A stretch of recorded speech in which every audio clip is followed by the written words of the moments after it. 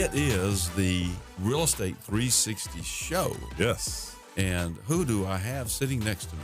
I am Mr. Jason O. Miles, hashtag the real estate trainer.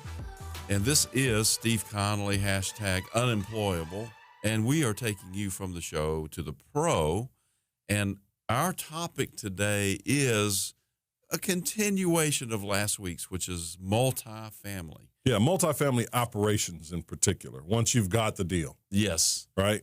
But house cleaning or housekeeping, listen, I want to thank everybody for listening. I love it. I love it. Everyone that has reached out to get the multifamily checklist, thank you. Thank you. You should have those. Anyone who doesn't have one and wants the multifamily checklist, which is just a checklist of things that you need to ask for when you're underwriting your deal or a potential deal for yourself. And also thanks to everyone that has gone on iTunes, Spotify, Google Play, liked our podcast and listened to our radio show. Right. So thank you. Thank you for engaging with us. We really appreciate it. We really love it. And they can watch our videos on the realestate360show.com That's site. Right. That's and right. also access our next seminar or any of our seminars for we that got one matter. of those coming up. Yes, we do. It is January the 18th from 10 to 12. Location you will find when you click on the button on our homepage. That's right. And we are going to be talking about in that seminar how to pay your bills as you're building wealth in real estate. So if you want to really, dive deep into the real estate business and you want to know how do I survive, while I'm trying to build equity and values and cash flow and all those things, how do I make a living? Yeah. That's what we're going to be talking about. Absolutely. And, just to touch on that, I always, having been around the country as we have and meet all these people, it doesn't matter where they are, from New York to California and everything in between, everyone has the same, not exactly the same goal, but, people want to make six figures. Absolutely, right? Yeah. How do we make $100,000 a year? How can we get to that, if they're not there? And if they are there, they always, it's what's next, what's next, what's next. But for the vast majority of people that we are talking to when we're out there on the road are people that are trying to get to that. That's their first step. How do we make $100,000 a year? Yeah. Well, in this event on the 18th, that's exactly what we're going to talk about, because you want to create wealth, but you have to create an income. You gotta eat. Absolutely. And, the cool thing about real estate and what keeps me, totally interested in it always is there are multiple ways to create $100,000 a year. So if you're really good at searching out and finding values, there's a way for you to make $100,000 doing that. If you like to do rental properties, maybe not just your straight rentals, maybe Airbnb or maybe your regular rentals, or maybe you want to do lease options, or there's just tons of ways to do this. And we're going to cover that. Yeah, we're going to go through all that because you can do it. And Right. it all boils down to making $8,333.33 a month, except for 1 month you have to make $8,333.34 to actually break that six-figure mark. So you got to really stretch that 1 month. Yeah, So. that's you've really done something when you Right. that month. But it matters, right? If you actually want to make it, just like we've got young Cody that we work with, right? Yes. Oh my gosh. Young Cody had, he'll tell people, hey, I had my first $100,000 month. I had my first $100,000. He made $98,000 on this, in a month. He made $98,000 in 1 month.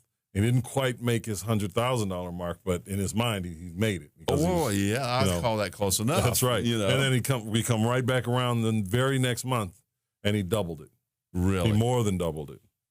So he more than doubled his 98,000. So he made over 200,000. Yes. That's amazing. Yes. Yes. So, and that was in, I believe, November. that's amazing. Yeah. That's good. Yeah. And he's new.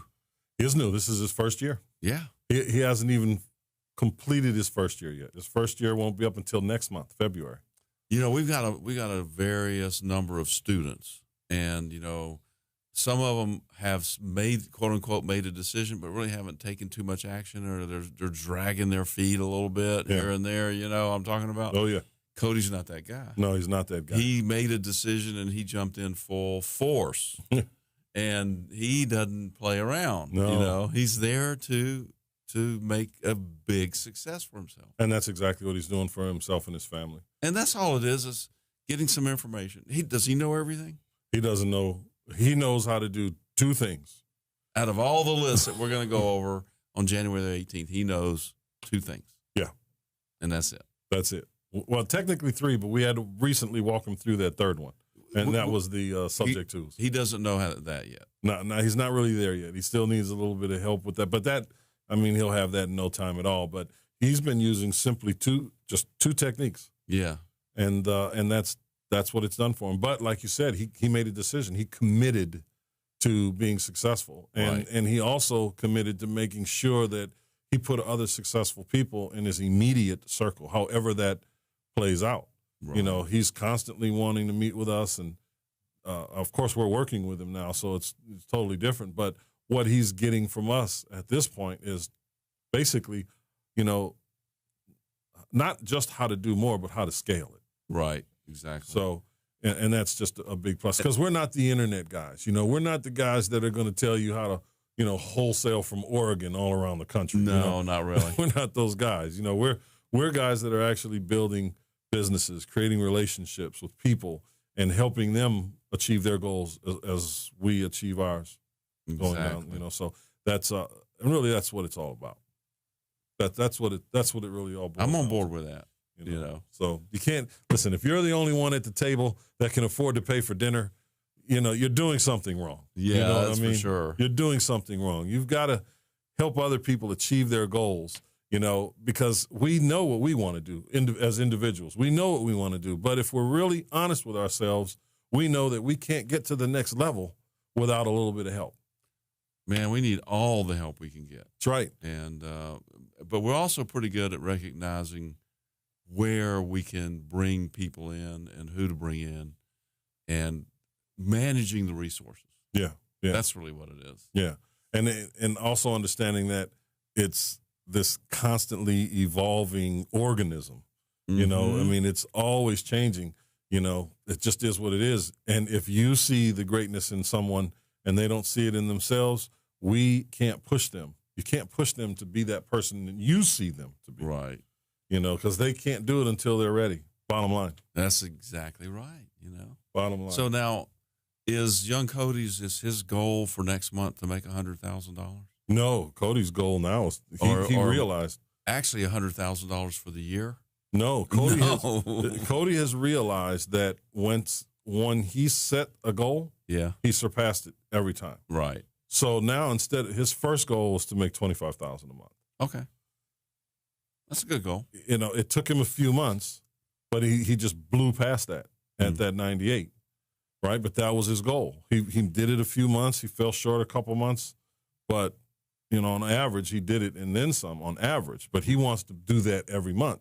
But then he hit the 98, and he said, I can do 50 a month." And I'm like, "Well, why not just do 100?" Yeah, really. And then when he did the 213, wow, that's good. That's a good. He month. said, "You know what? I realize now that my goals aren't big enough." So he has a goal to do $500,000 a month. That's amazing. Now, is he going to hit that? Well, maybe he probably will, because you just said he always, supersedes his. If you don't ask for it, you're never going to get it. So what if he fails miserably and only makes $400,000? Exactly. Right. Exactly. Right. Or what if he just does the same as he's done before? Maybe he makes 100 or 2. Yeah. These are real numbers. Now we're talking about making 7 figures a year here. Yeah. And he's doing it in what is typically a slow time. And a small market. Yeah. And we can't say where that is. Yeah, exactly. You know what I mean? But I digress. So January 18th, these are the things that we're going to be talking about. I know we've We've spent a good bit of time talking about that here in our first every segment. second, you know, at least from our point of view. I'm excited, man. What are we going to be? I can't wait to get to this seminar. That's right. You know? I mean, listen, right now is the time that everyone is, you know, they've got their New Year's resolutions, you know, they're getting ready to do their taxes if they haven't gotten them already done and submitted. They're just waiting to get that check to do whatever they're going to do with it. Yeah. I suggest that you invest some of it, maybe pay down some debt, you know, a little of that stuff. You know, there's plenty of time to party later on. You know, don't go buying cars. No. You know, do the right things with this money that you're going to get back. Invest in yourself. Take advantage of this new year, this new energy. And do something for yourself that will not only help you, but help your family, you know, your children, your bloodline, your legacy. You know, start to build those things. Now's the time. Let's talk about that more a little bit on percentages of income and distribution, where you should do with that after the break. Sure. Okay.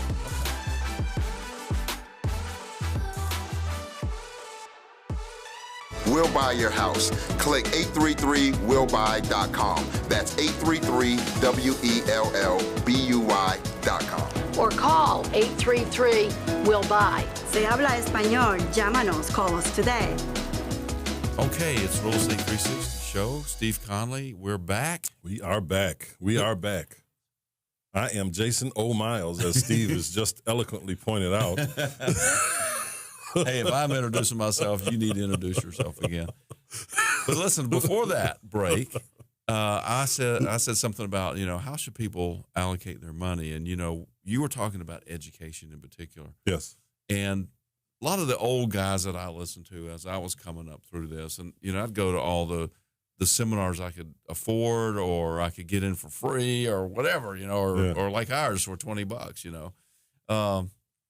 And what I kept hearing a lot was, okay, out of 100% of what your income is, take 10% and give it away. Mm-hmm. Take 10% and save it, and take 10% and reinvest it in yourself in education. That still leaves you 70% to live on, spend, you know, buy groceries, pay taxes, you know, all that. And if you do that, then you'll have a well-balanced life. Yeah, one of the things that I put in there is 10% for entertainment as well. Okay. And I do that because, listen, if you don't enjoy it, why have it? Doesn't that come into 70%? Or do you want a specific 10%? Well, yeah, just for entertainment. Now, you know, okay. I'm a family man. I like it. I'm a family man, so I like to do stuff with the children. Right. So, you know, if I make $3,000, you know, not in every case, of course, right? You know, because, you know, we have some pretty good months. I'm definitely not taking 10% of that right to spend on entertainment. But you know, but for a realistic number, right? If I make $5,000 a month, right? You know, I may not use the whole 10%, but I'm going to do stuff with the children. I like to, you know, take them out to a decent place to eat, or you know, and then it's not always. I mean, sometimes we're just going to the dog park and having ice cream. You know, it could be whatever, but I like to be pretty consistent with it and not have to worry about, you know, how we're going to cover this. So I budgeted for it when I was coming up. You know, I budgeted for those things because, you know, if you don't take time out for yourself and your family, even when you're trying to get it, you turn into this beast, you know, this workaholic, right. You know, and it's just not who you want to be. And it's really easy to fall into that rut of just working because you want to get ahead or achieve a goal. Yeah. And that's fine sometimes, but you can't be like that all the time. You have to enjoy the fruits of your labor. Yeah, and if you do that all the time, then, you know, your kids stop talking to you. Yeah. Your wife stops talking to you, you know. Yeah. And you know, you get up and you go to work and you go to bed, and that's it. Yeah. All of a sudden, you're watching your children do things. You're like, wow, when did they start doing that, or why? You know? You got to be there. You got to be there. That's right. So, and that's just what that is. But, you know, you want to make sure that you're investing in yourself, paying down some debt, but invest in yourself. So you only have 60% now to live on. Is that right? I'm taking less than that after taxes. Less than that after taxes. Right. So call it 48% or 40%, or depending on whether or not you own multifamily or not. then you can kind of wipe the taxes out, right? That's right. I mean, you're not going to, once you've taken care of your life, you know, the rest is just icing on the cake. But Right. it's really, it all boils down to time and money management. Time and money management, because we all have the same 24 hours. Yep. You know, and there are people that are extremely productive in those 24 hours, and then there are people that aren't, and they don't achieve their goals. And that is a choice. And it's something that most people have to actually work on. You know, it's not enough to just make up your mind. You have to follow that up with action. You have to do it.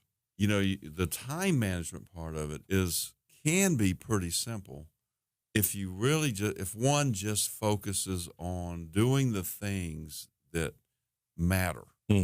Because I've fallen into the trap of looking at my emails, you know, way too much. You know, for most people, it's Facebook or Facebook.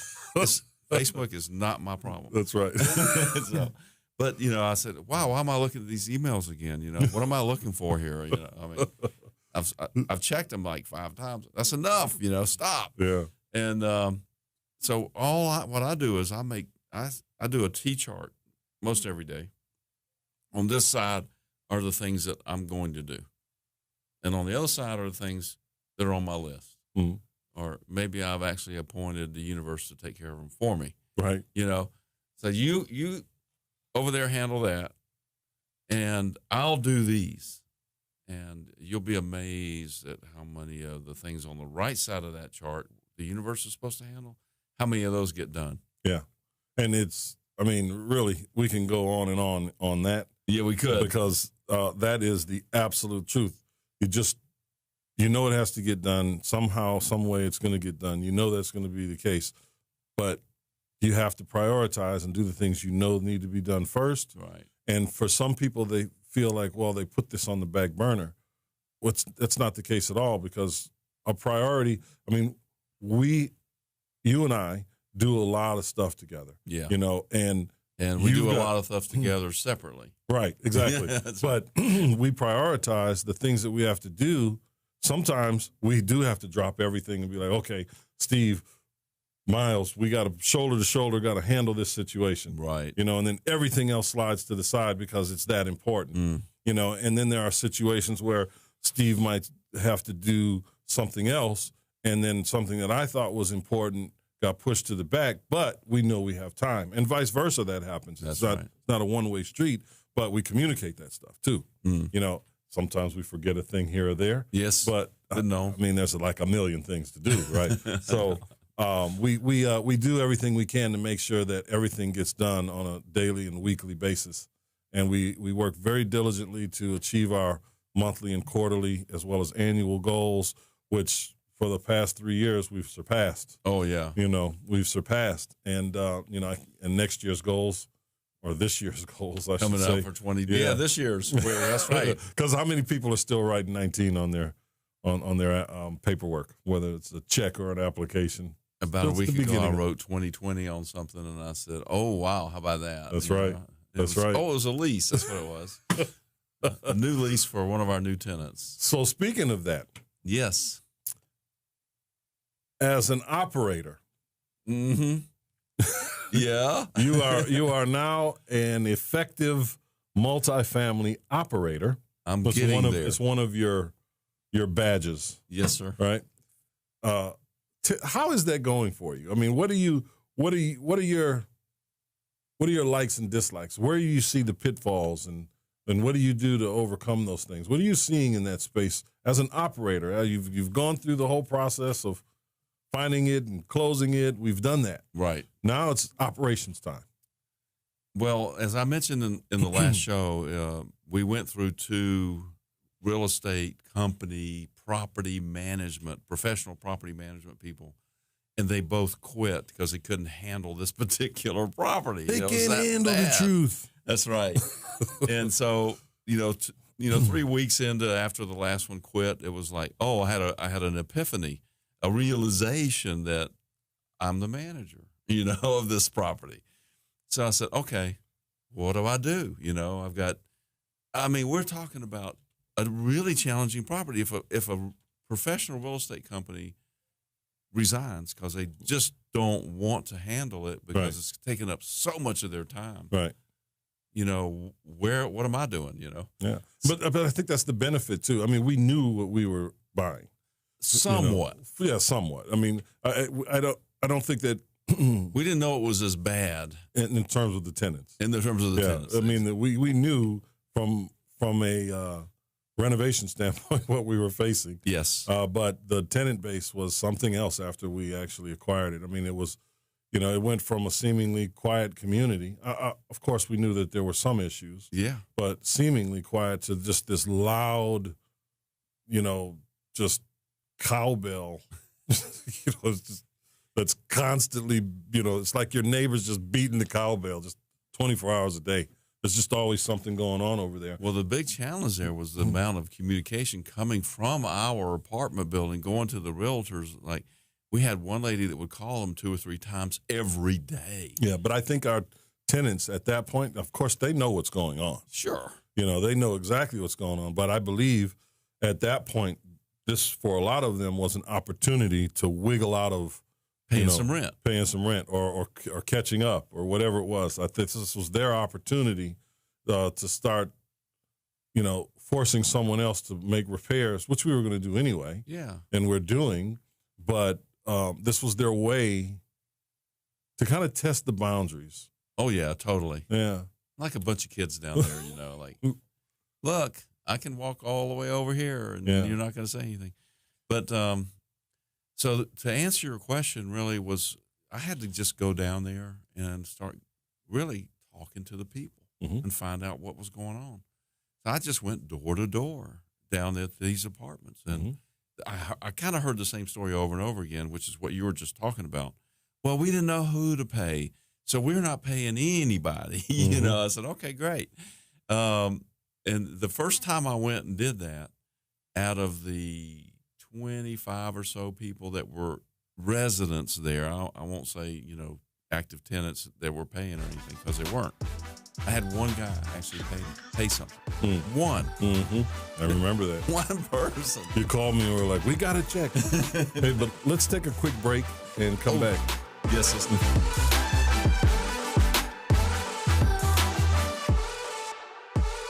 Hi, this is Sammy with Sammy Hadid Real Estate Keller Williams. Are you looking for a top producing agent who will look out for your best interests, top dollar on the sale of your home, a well-negotiated contract, an efficient closing?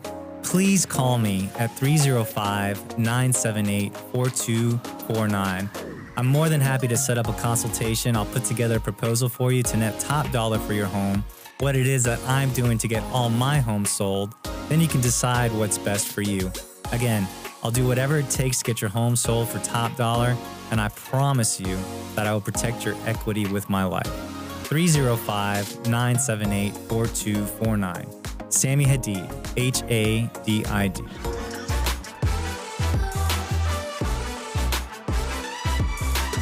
All right, we are back. And thanks for hanging out with us. Appreciate you guys listening. So, Steve, we're talking about operating and what it means to actually be an operator, some of the pitfalls. And, you know, we're giving probably the best example of the worst possible scenario. Most likely. Right? I mean, there may be something worse, but I haven't encountered it because at this property we had confused tenants. We had management companies that had 2 of them that had quit. So they kind of sort of really didn't know who to pay, really. Yeah. Plus, there was a lot of mismanagement on the property already. Tons of mismanagement from the previous owners, you know, deferred maintenance, you know, anything and everything you can imagine is a problem, all the way from malfunctioning appliances to rats. Yeah. You know, I mean, it was challenging, very challenging. I got to touch on this for a second, okay? Yes. Because that's something that was totally unforeseen. Yes. Okay. Which thing? The rats. Yes, it was. So this is something you guys have to really be. You got to be okay with the unknown. You know, you can't freak out. You just have to deal with it, right? This was a situation where every apartment complex that you go to, you're always going to see that they treat for rodents. You know, they've got those little black boxes out there. You know, it's a preventative thing. And this particular property had an infestation of bees because the bushes were so overgrown, and that's what we focused on. Our focus was on getting rid of those bees. Oh, there's some are back, so I'm just letting you know. Yeah. And I've got it documented on air. Absolutely. But that was the biggest thing. So as the weather changed,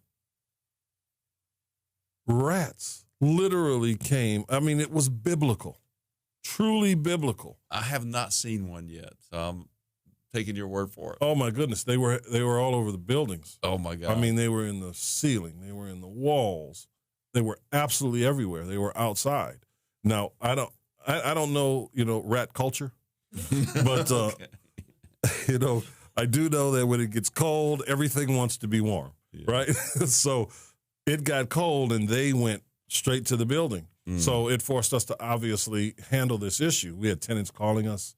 I can give you some pretty ugly scenarios, things that happened to our several tenants. of those calls. Too, Yes, absolutely. Ooh. But, it was our job to hurry up and get pest control out there to, eradicate this issue, which is an ongoing thing. But now, for the most part, it seems to be under control, although we still have, work we got to do. a couple more months of getting that stuff under control. Yeah, it'll take a couple more months. It's not an overnight thing, but it was literally biblical because they came out of nowhere, seemingly, and they were just there.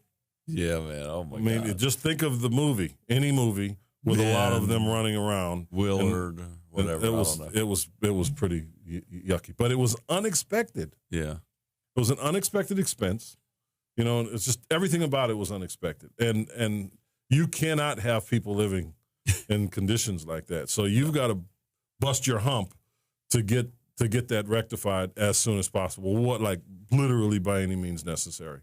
Because Absolutely. it was biblical. And I am not exaggerating. Was it biblical? It was biblical. It was a plague. It was a plague. Oh, my God. Well, the other thing that surprised me at that particular building was the 14 or 15-year-olds with pistols. Yeah, but you're going to have, that is because of poor screening from the previous owner. And it turned into a situation where it's now our responsibility Right. to find ways to get rid of them. And you have to get rid of them. I don't mean to make it, I do mean to make it sound that harsh because they have to go. They have to go, Right, man. they have to go. You can't have that kind of activity. Yeah. No one wants to be around that. No one wants to be around stuff like that. And this particular situation with this particular family was obviously something that the owner, they could not have gone through these people's They background. probably didn't do any screening. No, none whatsoever. Previous owners. None just whatsoever. collected some money, and that was it. But then it was our responsibility at that point to go through the legal motions to get them out, writing the letters, giving them the warnings, waiting the time. And it didn't hurt that they didn't pay their rent. You know what I'm That's saying? right. That kind of expedited everything. Yeah. But it then it just made it easier for us to get rid of them, and their own choices in their life really were what pushed them out. Yes. So, but we've got to watch for those things as operators. And when we have to listen to our tenants, we have to pay attention to what's going on our properties. And the larger you get as an operator, you're not going to be able to be at those properties. So you're going to have people, boots on the ground that you trust, whether it's a property management company, whether it's a maintenance person that's on, somebody that's on site. And you're always going to have the lady who knows everything that's going on. Oh, that's over there, right. right? I mean, it's always Mrs. Kravitz. Yeah. You're on going to have her. Bewitched. You're going to have her. Can't put anything better. There's something going on over there. I don't know what it is, but we need that. We really do. Those are the kind of people that help. Even though we joke about people like that, the nosy neighbor, but those are the kind of people that really help communities thrive and be safe. Right. So I don't mind it at all. I probably would if I was the recipient of the nosiness. Well, yeah, that's true. But, we have one guy there in that particular property that keeps me informed. Yeah. He's also somewhat of our maintenance guy now. Yeah. As I've gotten to know him, by the way, he's the guy that paid me on that first trip. He's the only one. Yeah. His girlfriend, wife, or whatever was just mouthing off totally, 100% for like 30 minutes. And so I'm standing there just, listening to this. And then he said, "No, just wait a minute. This man's here to collect the rent. That's what he's here for." And I said, I'm just here to find out who's going to pay the rent and who wants to stay here and who wants to go. Yeah. That's it, And he said, "Well, we want to stay, and we can give you this amount right now." And I said, "Fine, let's do that." And I went around to the whole place, and most of it was, "No, we're not going. We don't know who you are, and we're not doing anything." I said, "Okay, great. Yep. That's all I need to know." Yep. So now I can go do what I do next, which is write a letter and then file a dispossessory. And That's then, right. It's amazing, I've been at this for now about 6 weeks. And people are calling me saying, "Mr. Steve, Yeah. Yeah. What do we need to do to stay here?" Because they've seen people with U-Hauls backed up and moving it out. That's right. Because they have to, That's right. That's right. It's either that or the sheriff is going to be there with the team, and we're going to be putting And those stuff. sheriffs literally throw it in the courtyard. Oh, totally. Throw their stuff right in the courtyard. Absolutely. So and I don't want it in the courtyard, so I'm going to bring in our own team.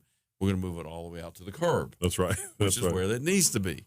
And but yeah, it's kind of coming around in pretty quick, actually. So that brings up another question. Yeah. So in interviewing the property management companies, Yes. the property management companies had their own way of doing business, their recommendations of how to do business in this particular community, telling us that there are things that we have to do, that we have to accept in order to maintain a certain level of occupancy in that property. And from my experience, that's just not the case. Are you talking about maybe being a little lenient when it comes to collection of rents? Yes. That's true. That's what at least one of our property managers was saying that we should do.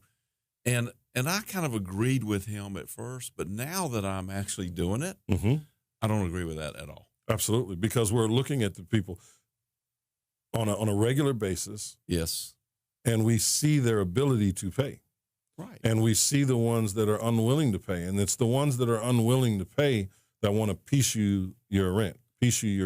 And every time you accept it, every time you accept a partial payment, the clock starts over. Right.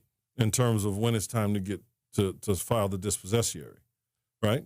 So if you accept the payment during the dispossessory, then you have to refile. Well, even if they're late, if their rent is $500 and they give you a check for $200 today, on the 15th, right, let's say, well, you can't do anything until the 16th of next month. Oh no, that's not true. Okay. No, I was talking to our attorney down there, and he said you can get, all you have to do is give them notice, right, and then you can go file the dispossessory the next day.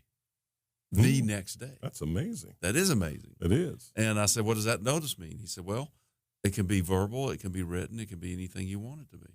And you know what? You bring up another great point. Yeah. That point is understand the legal parameters around what it is you're doing. Yeah. Because how things are in one city or county are different. Are totally different. It's not like a statewide law. Certain things are, but certain things aren't. So it's important for you as an operator to understand what your rights are and how you need to operate.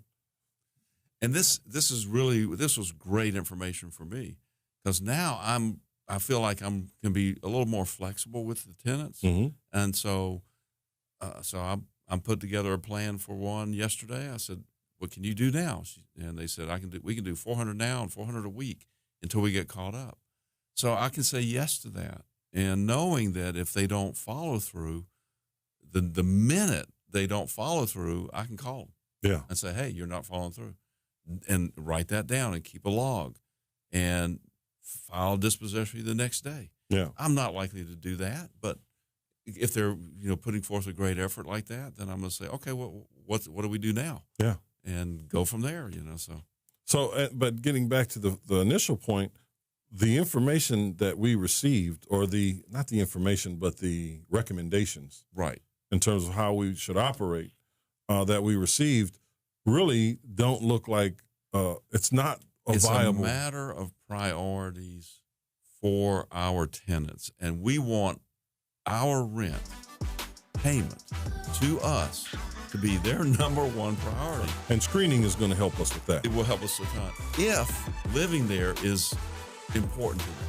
Amen to that. But let's take a break on that note. All right.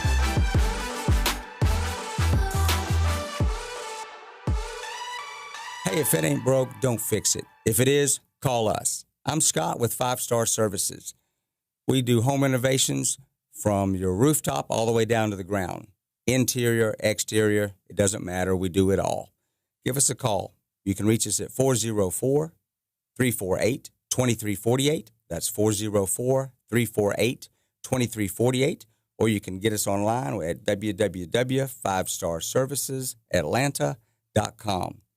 Give us a call. Estimates are free. We'll be happy to take a look at what you have. This time of year, we're getting a lot of roof activity because of all the rain, but we can handle, like I said, anything from the roof down. If it ain't broke, don't fix it. But if it is, call us. I'm Scott Bowen with 5 Star Services. Thanks.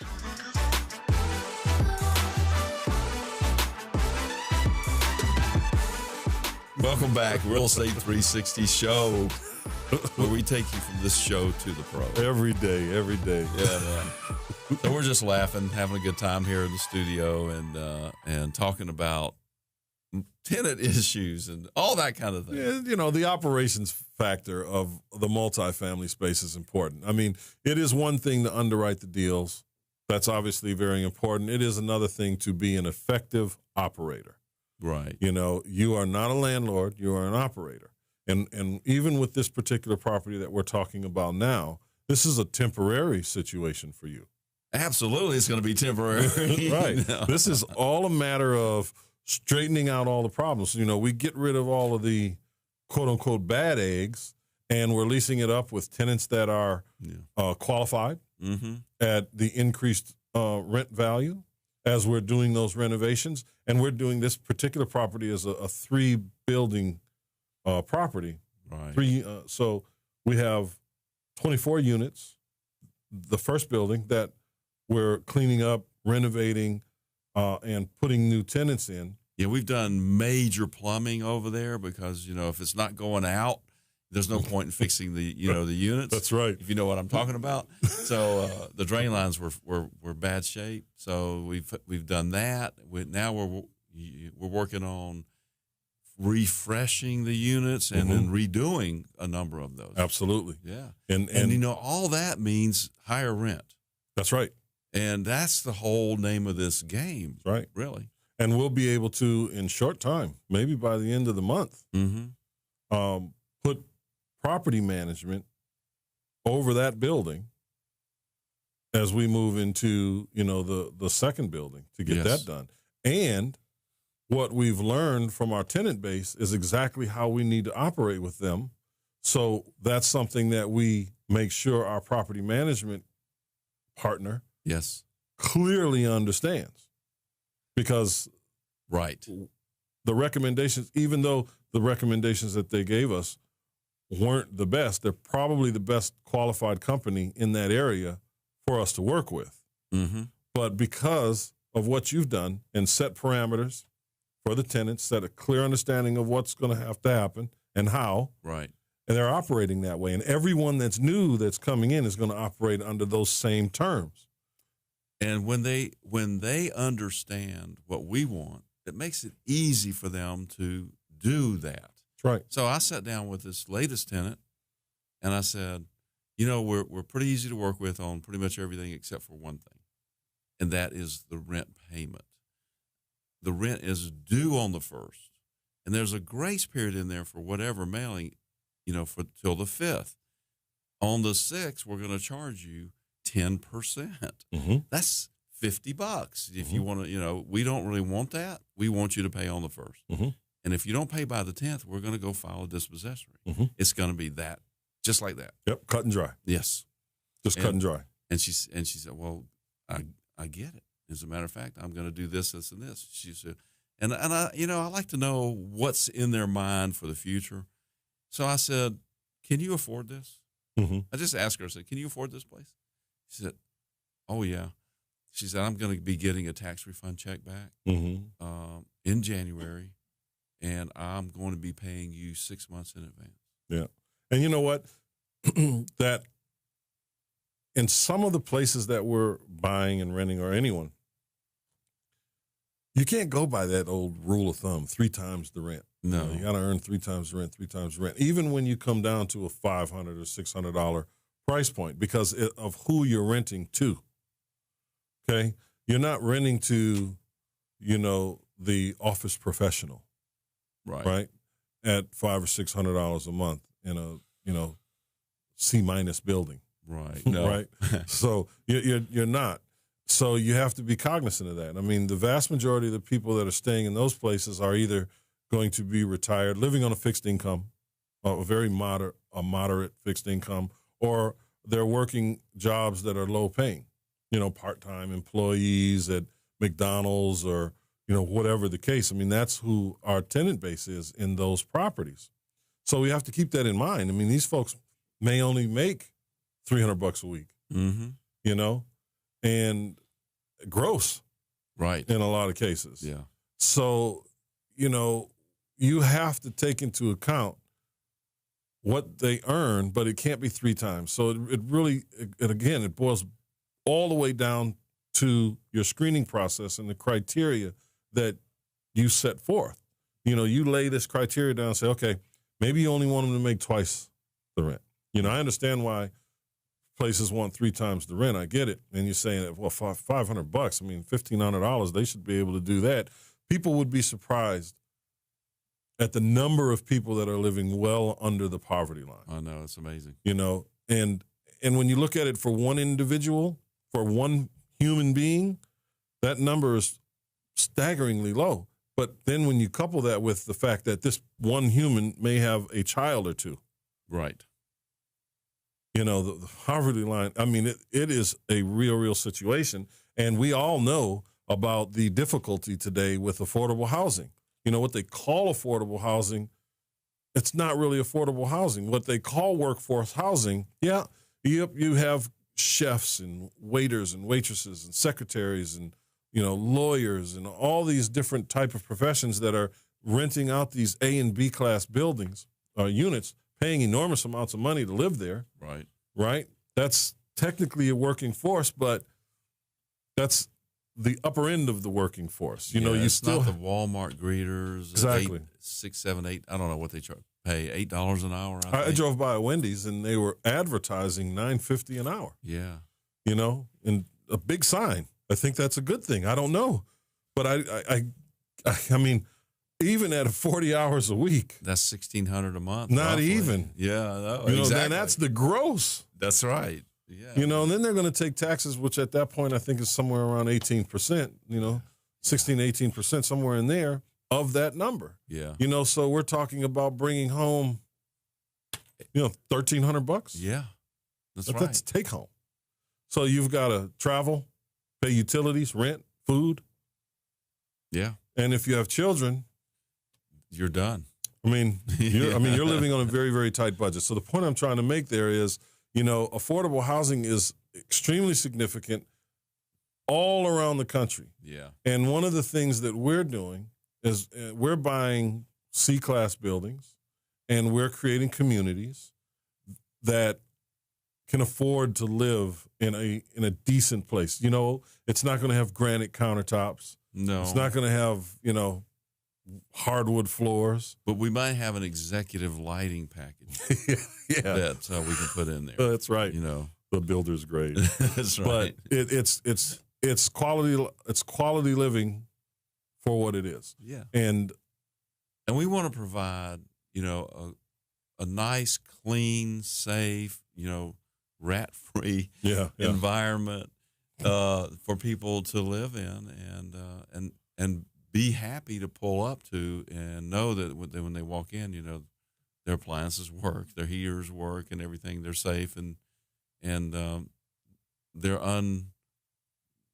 unencumbered that way, That's right. mentally. That's right. But it goes back to how we want to operate and how we want to do our business, not even how we want to be perceived by the tenants. We want them to know that we're coming in and changing things for the better. Yeah. We want them to know that we're here for them to address their issues and concerns. And once we work through all of that, like we stated earlier, it is a very clear line. It's very clear in terms of what we want and what they expect. And we're not a government housing opportunity. Correct. We're just not, and we don't really have. It's a business. Yeah. That's it. It's just a business for us. We're going to do it in a very professional way, so the tenants benefit. That's correct. And so we need to benefit from just doing what they said they would do, which is pay the rent. That's right. That's all we want to do. That's all we want to do. Keep it simple. And if you just do that and operate from a common sense perspective, yeah. But you also have to keep the law in mind because sometimes the two don't coincide with one another. Right. But be a human. Just be a human and say, listen, if I was living here, what would I want or what would I not want? Yeah. And then you just go from there and you start providing those things, and you can't go overboard either. We've seen that as well. We've seen people over renovate. We've seen people spend entirely too much money on certain things. You simply cannot do that. We were kind of sort of thinking about doing that at this particular property, a little bit overboard. A little bit, slightly. Yeah. Slightly.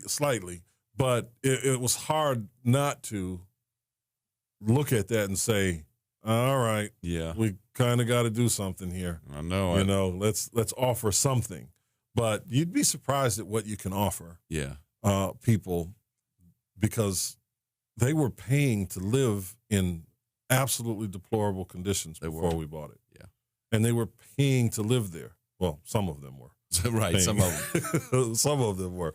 And that's just what it takes, man. We want to make sure that we're providing a good opportunity for them to do what they need to do. But as an operator, Steve, you have learned in a very short period of time how to clean up a mess. Yeah.